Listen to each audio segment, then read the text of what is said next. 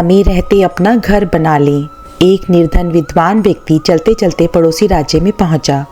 संयोग से उस दिन वहां हस्तिपट बंधन समारोह था, जिसमें एक हाथी की सूंड में माला देकर नगर में घुमाया जाता था। वह जिसके गले में माला डाल देता, उसे 5 वर्ष के लिए वहां का राजा बना दिया जाता। वह व्यक्ति भी समारोह देखने लगा। हाथी ने उसके ही गले में माला डाल दी। सभी ने जय जयकार करते उसे 5 वर्ष के लिए वहां का राजा घोषित कर दिया। राजपुरोहित ने उसका राज तिलक किया और वहां के नियम बताते हुए कहा कि आपको केवल 5 वर्ष के लिए राजा बनाया जा रहा है। 5 वर्ष पूर्ण होते ही आपको मगरमच्छ और घड़ियालों से युक्त नदी में छोड़ दिया जाएगा। यदि आप में ताकत होगी तो आप उनका मुकाबला करके नदी के पार वाले गांव में पहुंच सकते हो। आपको वापस इस नगर में आने नहीं दिया जाएगा। वह निर्धन विद्वान व्यक्ति जो सिहर गया, पर उसने सोचा कि अभी तो 5 वर्ष का समय है, कोई उपाय तो निकल ही जाएगा। उसने 5 वर्ष तक विद्वता पूर्वक राज्य किया, राज्य की संचालन प्रक्रिया को पूरे मनोयोग से निभाया और इस प्रकार केवल राज्य पर ही नहीं, लोगों के दिलों पर भी राज्य करने लगा। जनता ने ऐसा प्रजावत्सल राजा कभी नहीं देखा था। 5 वर्ष पूर्ण हुए। नियम अनुसार राजा को फिर से हाथी पर बैठाकर जुलूस निकाला गया। लोगों की आंखों से आंसुओं की झड़ी लग गई। नदी के तट पर पहुंचकर राजा हाथी से उतरा। राजपुरोहित ने कहा कि अब आप नदी पार करके दूसरी ओर जा सकते हैं। अश्रुपूरित विदाई समारोह के बीच उसने कहा कि मैं इस राज्य के नियमों का सम्मान करता हूँ, अब आप मुझे आज्ञा दें। जैसे ही राजा ने नदी की ओर कदम बढ़ाए, लोगों ने अपनी सजल आंखों को ऊपर उठाया। जानते हो वहां ऐसा क्या था जिसे देखकर वे लोग खुशी से नाचने लगे? नदी पर इस पार से उस पार तक राजा के द्वारा बनवाया हुआ एक पुल था, जिस पर राजा शांत भाव से चला जा रहा था, नदी के उस पार वाले सुंदर से गांव की ओर। क्या कुछ ऐसा ही नहीं हमारे साथ भी घटित हो रहा?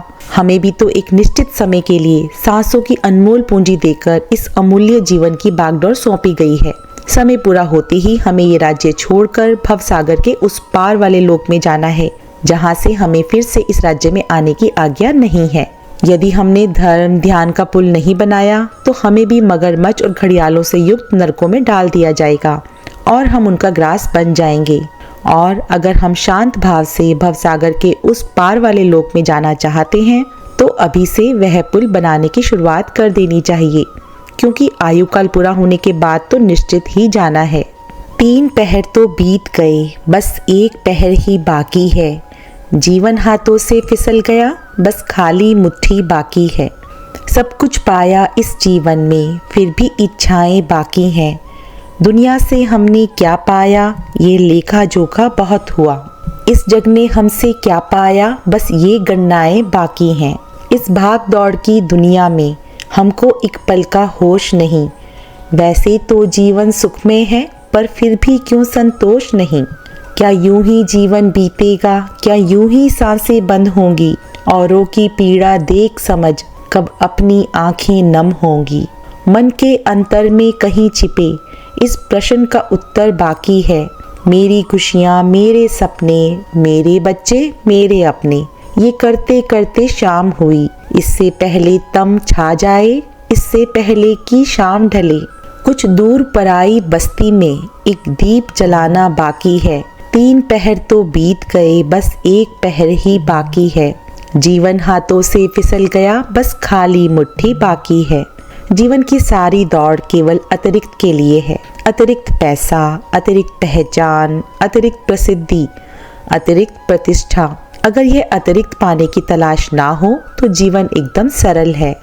इस कहानी ने जो विचार साझा किए हैं वो गहरे आत्म मंथन के लिए प्रेरित करते हैं। यह केवल एक कथा नहीं बल्कि जीवन का एक दर्पण है, जिसमें हम सभी कहीं ना कहीं उस 5 वर्षों वाले राजा की तरह हैं। जो सबसे सुंदर बात है वो है पुल बनाना, यानी अपने जीवन को इस तरह जीना कि अंत में जब विदा लेनी हो तो शांति और संतोष से उस पार तक जाया जा सके। कुछ बातें जो इस कहानी और कविता से गूंजती हैं। पुल का निर्माण यानी अच्छे कर्म, सेवा, प्रेम, धर्म और आत्मचिंतन से बना हुआ एक रास्ता जो हमें इस जीवन से अगले पड़ाव तक सम्मान पूर्वक ले जाए। समय की सीमितता।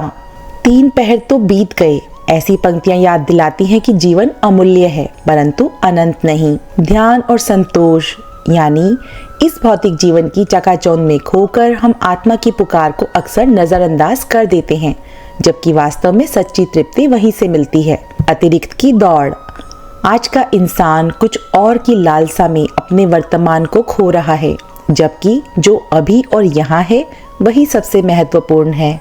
ये कहानी ना सिर्फ प्रेरणादायक है बल्कि हम सभी को अपनी आत्मिक यात्रा पर विचार करने को विवश कर देती है।